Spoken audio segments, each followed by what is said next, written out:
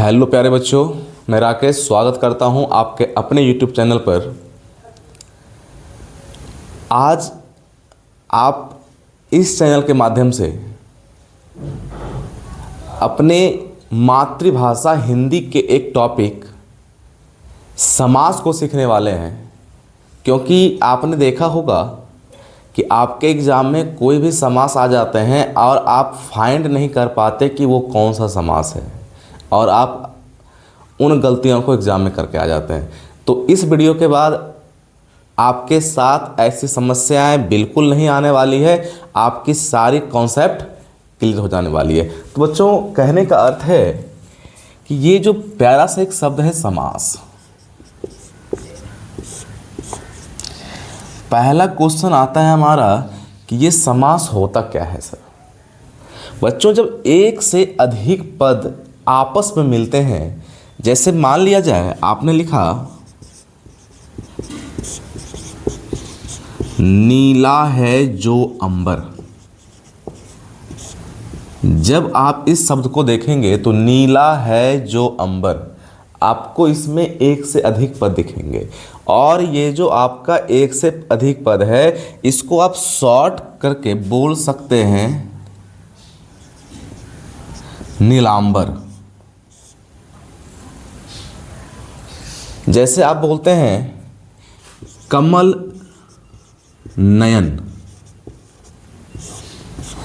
जब इसको आप एक्सपेंड करते हैं तो आप पाते हैं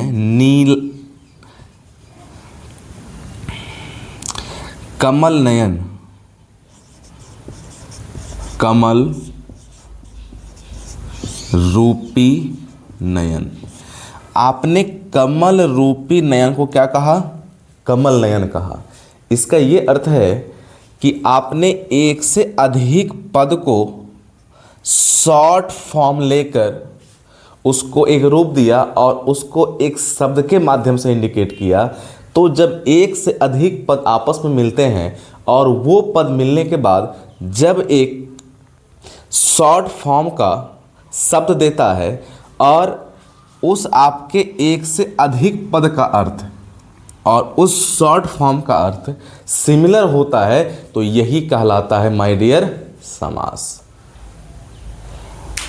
अब हम लोग चलते हैं समास के प्रकार की ओर, जिसे कहते हैं समास के क्या प्रकार हैं, अब क्या उनकी कहानी है, वो कितने प्रकार के हैं, अब उनको एनालाइज करते हैं हम लोग। जैसे आप देखते हैं समास, तो समास के टाइप्स की बात करें तो ये होते हैं 6।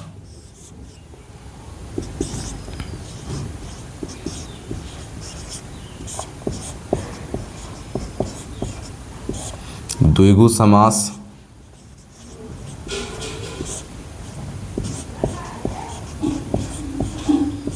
द्वंद्व समास,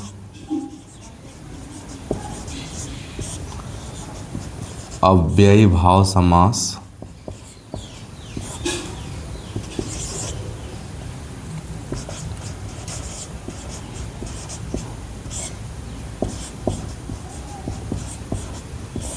तत्पुरुष समास,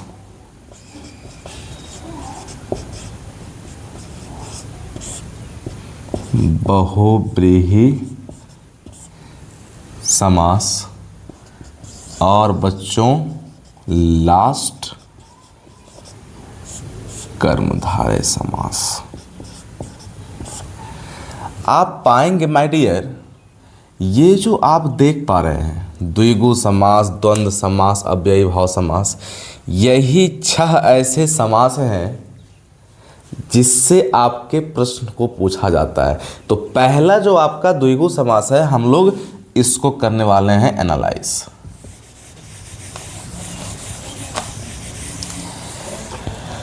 ये जो बच्चों द्विगु समास है, ये होता क्या है?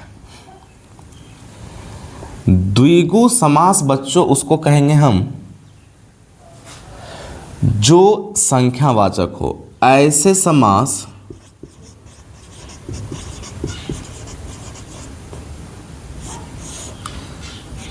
जो संख्यावाचक हो। यदि इसकी परिभाषाएं लिखना चाहेंगे तो परिभाषाओं का तो ऐसे कोई अर्थ नहीं है, क्योंकि हमारे एग्ज़ाम में परिभाषाओं का कोई रोल नहीं है। लेकिन यदि आप परिभाषा लिखना चाहें तो आप लिख सकते हैं ऐसे समास जो संख्यावाचक हो, जो संख्या को दिखाता हो, ऐसे समास कहलाते हैं द्विगु समास। अब संख्यावाचक जैसे आपने एग्जाम्पल देखा, आप लिखते हैं पंचवटी, इसे कहते हैं 5 वटों का समाहार। और ये जो 5 वटों का समाहार है बच्चों, यही क्या है आपका पंचवटी। आप यहां पाएंगे 5, ये क्या है संख्या है, अर्थात ये समास क्या हो गया संख्यावाचक हो गया। और जो संख्यावाचक हो माय डियर वो क्या होता है द्विगु होता है। जैसे आप लिखते हैं चौराहा, चौराहा 4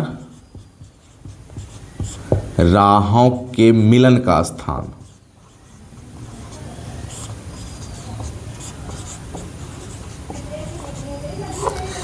इसका अर्थ है बच्चों कि जहां 4 रास्ता आकर मिलता हो, राह का मीन्स रास्ता होता है,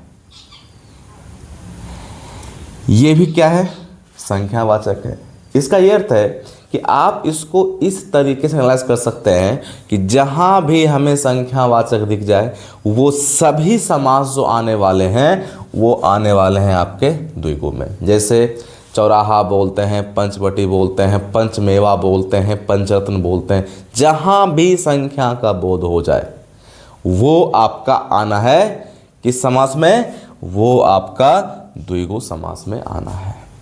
और ऐसे सभी समास जो है आपके द्विगु ही होने वाले हैं।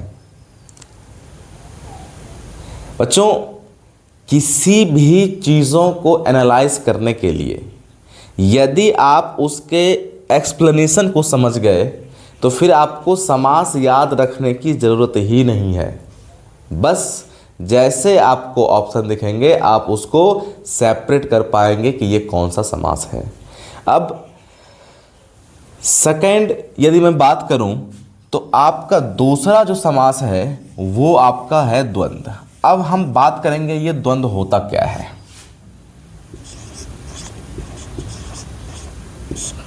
द्वंद्व समास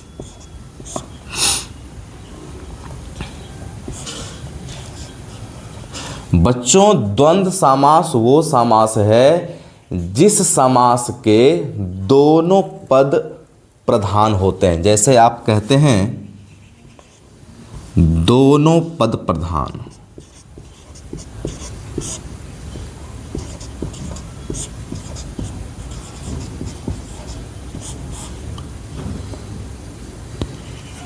जैसे आप देखते हैं कि एक से अधिक पद हैं समास में। जैसे यहां लिखा गया दिन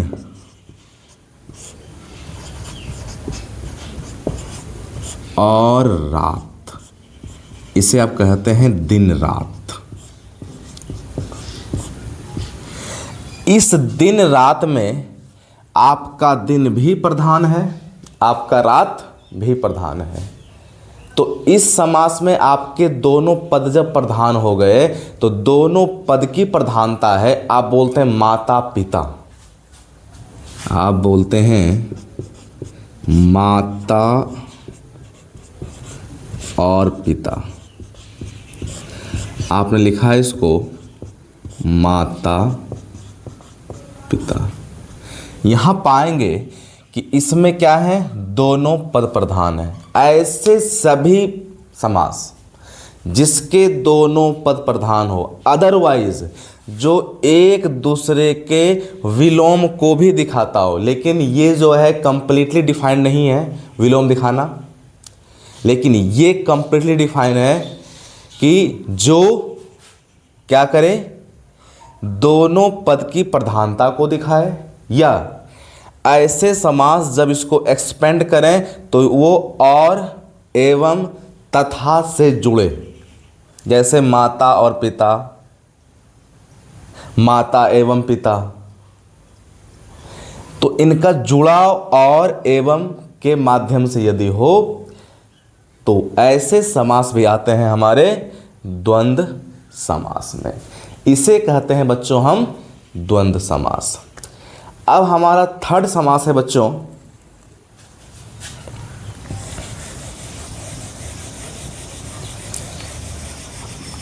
अव्ययी भाव। अब हम लोग जानेंगे अव्ययी भाव होता क्या है।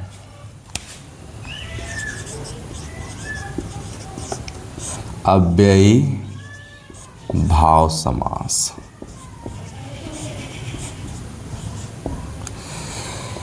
ये जो बच्चों अव्ययी भाव समास है, यदि हम इस समास की बात करें तो अव्ययी भाव समास हम उस समास को कहने वाले हैं माय डियर, जिसका पहला पद जो होगा, पहला पद उपसर्ग होगा। अब यहां से बातें आती है, पहला पद उपसर्ग, ये उपसर्ग क्या होता है बच्चों? उपसर्ग और प्रत्यय ये शब्दों के अंश होते हैं।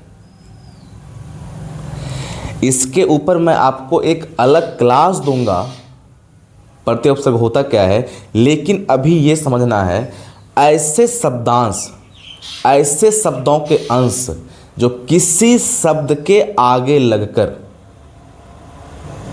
नए शब्द बनाते हैं और उस शब्द का अर्थ जो है पहले के शब्दों से बिल्कुल अलग होता है। जैसे कहा गया, आप देखते हैं, आप लिखते हैं यहां बेअसर। आप यदि इस शब्द को देखेंगे तो आप पाएंगे ये असर है और ये बे है। इसका अर्थ क्या है? असर के साथ बे शब्दांश जुड़ा हुआ है। आप कहते हैं यथाशक्ति।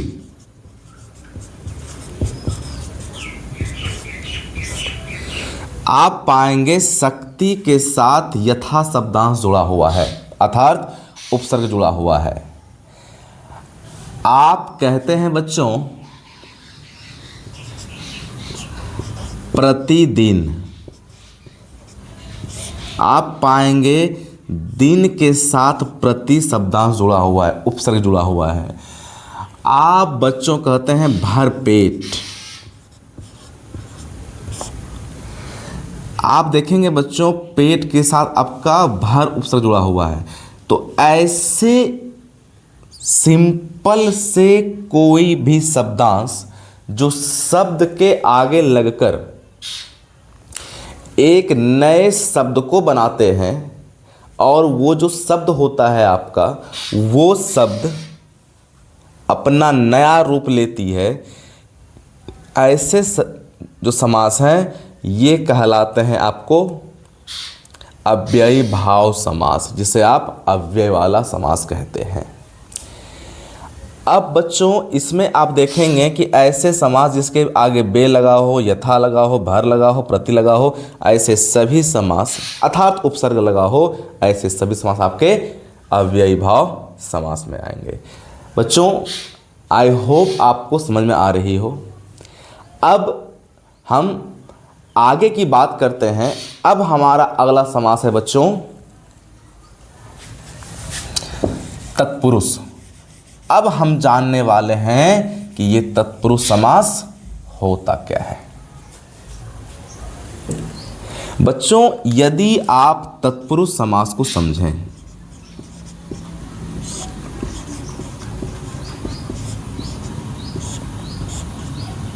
कि ये है तो है क्या, तो आप पाएंगे बच्चों कि तत्पुरुष समास वैसा समास है जिसमें कारक के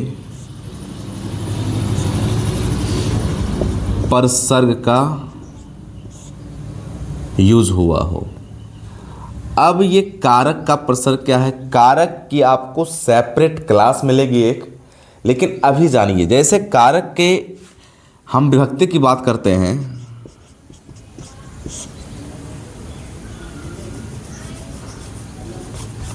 तो कर्ता ने कर्म को करण से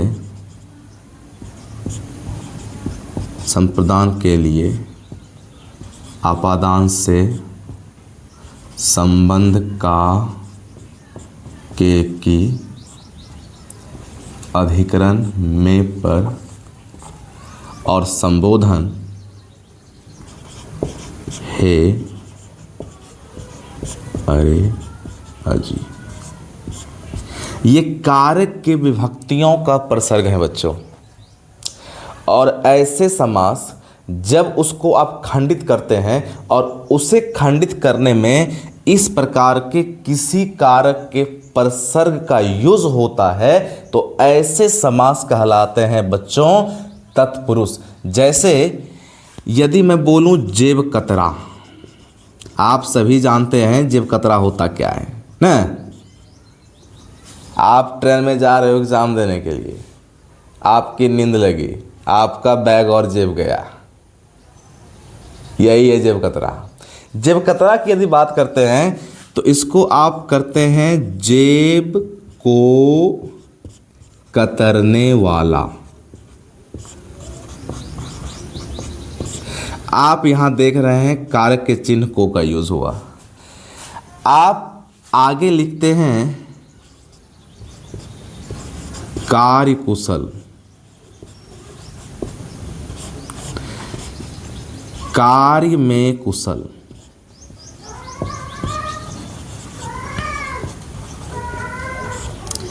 आपने यहां देखा में, आप लिखते हैं पाठशाला, पाठ का शाला, जहां हम लोग पढ़ने जाते थे नहीं का। आप लिखते हैं रसोई घर, रसोई का घर।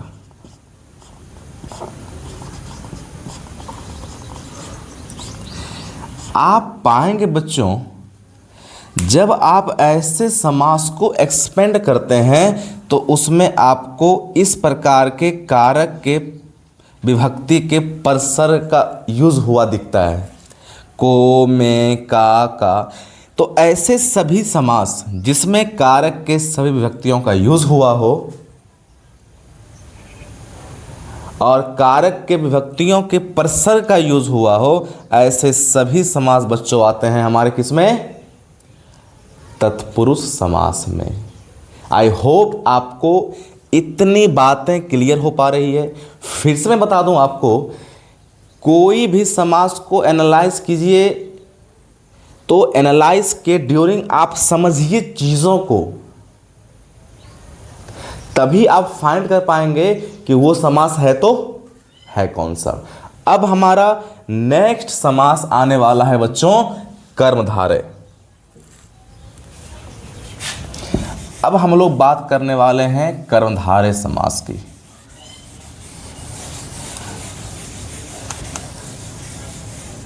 बच्चों ये जो कर्मधारय है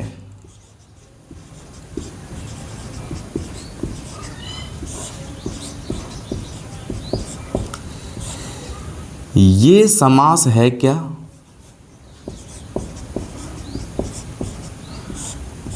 देखिए बच्चों, कर्मधारय की बात की जाए तो कर्मधारय कौन सा समास है? ऐसे सभी समास बच्चों जिसमें विशेषण और विशेष का यूज हुआ हो। जैसे यहां एक प्यारा सा आया वर्ड विशेषण और विशेष्य। मैं बच्चों आपको समझाना चाहता हूं कि ये विशेषण और विशेष्य होता क्या है। सबसे पहले बच्चों विशेषण किसे कहते हैं? विशेषण विशेषता, जो बच्चों संज्ञा एवं सर्वनाम की विशेषता बताता है वही कहलाता है विशेषण। अब संज्ञा या सर्वनाम क्या है? दुनिया का कोई भी नाम है वो संज्ञा है, और जिस वर्ड को आपने लाया संज्ञा की विशेषता को बताने के लिए वो क्या बन गया? विशेषण, जिससे इंग्लिश में एडजेक्टिव भी कहते हैं। जैसे आप लिखते हैं यहाँ लाल कलम। बच्चों ये कलम जो है ये संज्ञा है, अर्थात इसे आप कहते हैं कि ये विशेष्य है। और आपने इसके लिए क्या लाया है, एक लाल वर्ड लाया है। लाल क्या कर रहा है, इस संज्ञा की विशेषता को बता रहा है। तो ये क्या बन गया आपका, ये बन गया आपका विशेषण।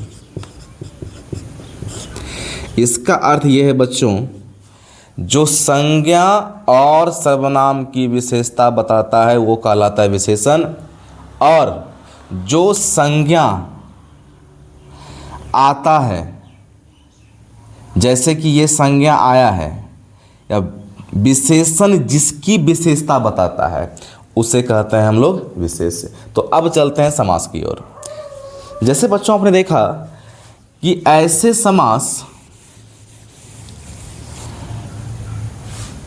जिसमें विशेष्य और विशेषण हो, ऐसे समास आपके आते हैं किसमें, आपके आते हैं वो कर्मधारय में। जैसे आप लिखते हैं काली मिर्च,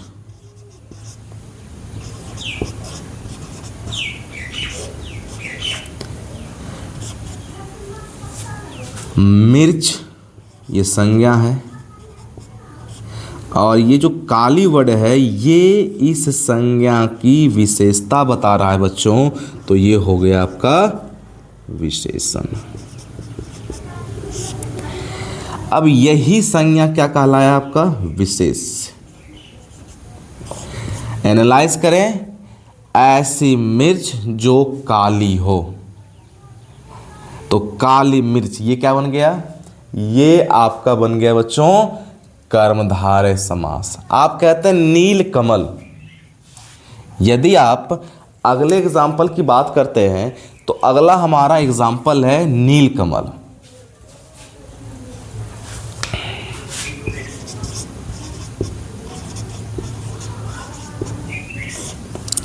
इसे लिखते हैं नीला है जो कमल।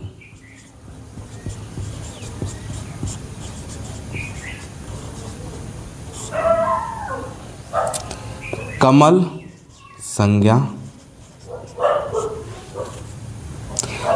और नीला जो है इसके लिए आया है, तो ये क्या बन गया बच्चों, ये आपका बन गया विशेषण। तो ये जो संज्ञा है इसे आपने क्या कहा, इसे आपने कहा विशेष्य। क्या कहा, विशेष। इसका ये अर्थ है बच्चों कि ऐसा कमल जो नीला है, कमल हो गया संज्ञा, इसका अर्थ ये विशेष्य है, और नीला उस संज्ञा के लिए आया है, ये क्या बन गया, विशेषण। तो ऐसे सभी समास माय डियर जिसमें विशेषण और विशेष का यूज हुआ हो, ऐसे सभी समास आपके आएंगे किसमें, कर्मधारय में। बच्चों लास्ट बट नॉट लिस्ट आपका अब अंतिम समास है बहुब्रीहि समास। अब चलते हैं अपने बहुब्रीहि की ओर।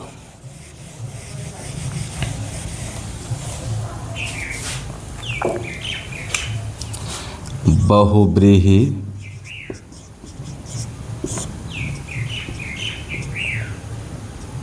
समास। अब ये समास कौन सा है, यदि हम इसको समझें तो इसके डिफिनेशन की यदि बात की जाए तो आप कह सकते हैं ऐसे समास जो अपने साधारण अर्थों को छोड़कर विशेष अर्थ को व्यक्त करता है, ऐसे सभी समास कहलाते हैं क्या, बहुब्रीहि समास। विशेष अर्थ,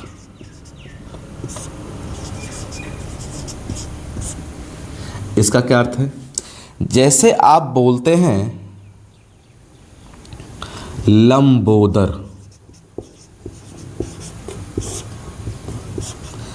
आपने इसको किया एक्सपेंड, जिसका उदर लंबा हो, अर्थात हमारे प्रथम पूज्य श्री गणेश। आप इससे किसकी बात कर रहे हैं, आप इससे श्री गणेश की बात कर रहे हैं। इसका अर्थ क्या है? आपने लंबोदर बोलकर किसको बोला? श्री गणेश को बोला। आप आगे बोलते हैं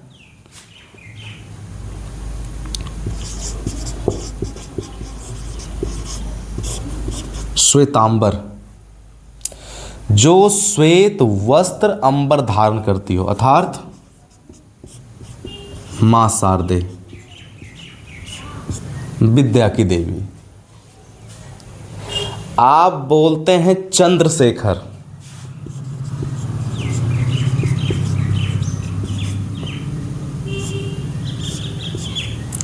इसे कहते हैं जिसके शिखर पर चंद्रमा हो, अर्थात भगवान भोलेनाथ। तो आप एक शब्द को बोलकर एक विशेष अर्थ को लेकर आते हैं। आप बोलते हैं दशानन, जिसके 10 आनन हो, 10 सिर वाले रावण। इसका यह अर्थ है बच्चों कि आप इसके माध्यम से विशेष अर्थ को व्यक्त करते हैं, और वही विशेष अर्थ व्यक्त करने वाला जो होता है आपका, ये होता है बच्चों बहुव्रीहि समास। तो बच्चों आई होप आपको यहाँ तक की क्लास समझ आई होगी, और आपने समास के अलग अलग टाइप्स को समझा होगा कि कैसे अब आपके पास कोई भी समास आ जाए उसे आप सेपरेट कर सकते हो, उसे आप अलग कर सकते हो। तो बच्चों चलिए मिलते हैं एक नए वीडियो में एक नए क्लास के साथ। तब तक के लिए जय हिंद, जय भारत।